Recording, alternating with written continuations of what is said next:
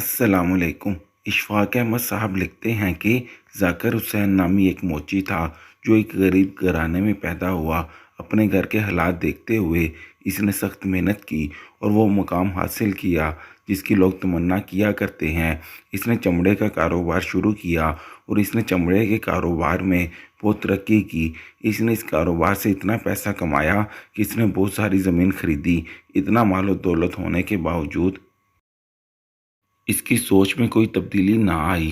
جب اس کا آخری وقت قریب آیا تو اس نے اپنے تمام بیٹوں کو جمع کیا اور انہیں وصیت کرنے لگا کہ اے میرے بیٹوں، مجھے لگتا ہے کہ میرا آخری وقت قریب ہے اور میں زیادہ دن زندہ نہیں رہوں گا۔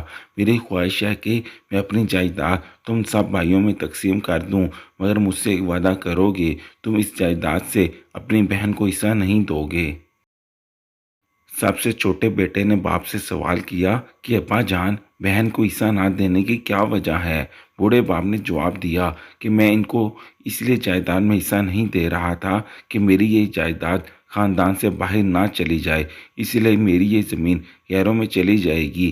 کیا تم لوگ اتنا پسند کرو گے کہ تمہارے باپ کی محنت کی کمائی غیر کھائیں؟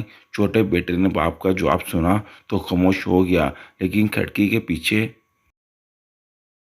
ان کی معذور بہن باپ کی آخری وصیت بڑے غور سے سن رہی تھی۔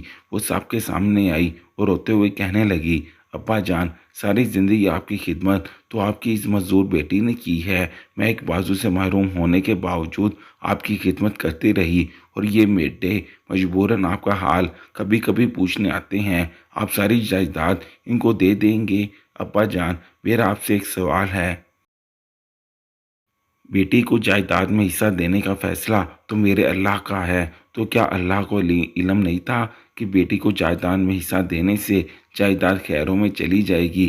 اگر آپ کو اپنی جائیداد کی اتنی ہی پرواہ ہے کہ غیروں میں منتقل نہ ہو تو آپ نے اپنی بیٹی ہی غیروں کے حوالے کیوں کی؟ میں تو آپ کے جسم کا حصہ ہوں، تو کیا کوئی اپنے جسم کے حصے کو اپنے آپ سے الگ کر سکتا ہے؟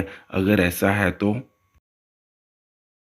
میرے بھائی اپنے ہاتھ کی ایک ایک انگلی کاٹ کر میرے حوالے کر دیں، میں اپنی جائیداد انہیں بخش دوں گی۔ ابا جان، آپ ایک ایسے سفر کی طرف جا رہے ہیں جہاں آپ سے ضرور پوچھا جائے گا کہ جب بیٹی پیدا ہوئی تو اسے محروم کیوں رکھا۔ پورے کمرے میں خاموشی تھی۔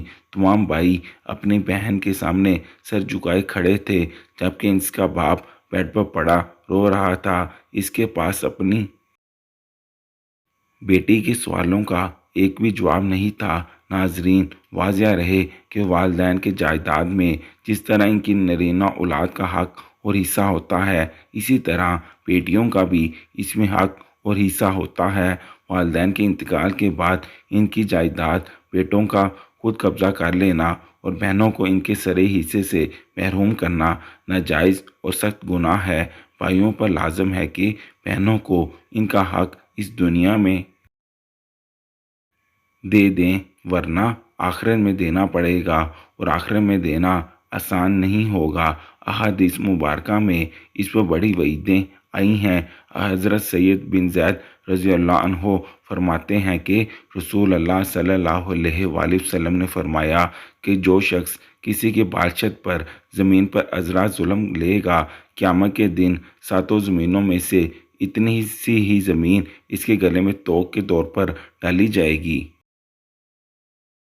حضرت انس رضی اللہ عنہ فرماتے ہیں کہ رسول اللہ صلی اللہ علیہ وآلہ وسلم کا فرمان ہے کہ جو شخص اپنے وارث کی میراث کاٹے گا یا نہیں اس کا حصہ نہیں دے گا تو اللہ تعالیٰ قیامت کے دن اس کی جنت کی میراث کاٹ لے گا۔ اللہ اکبر۔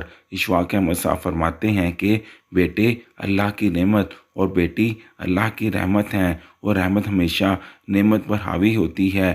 جتنی ایک بیٹی کو اپنے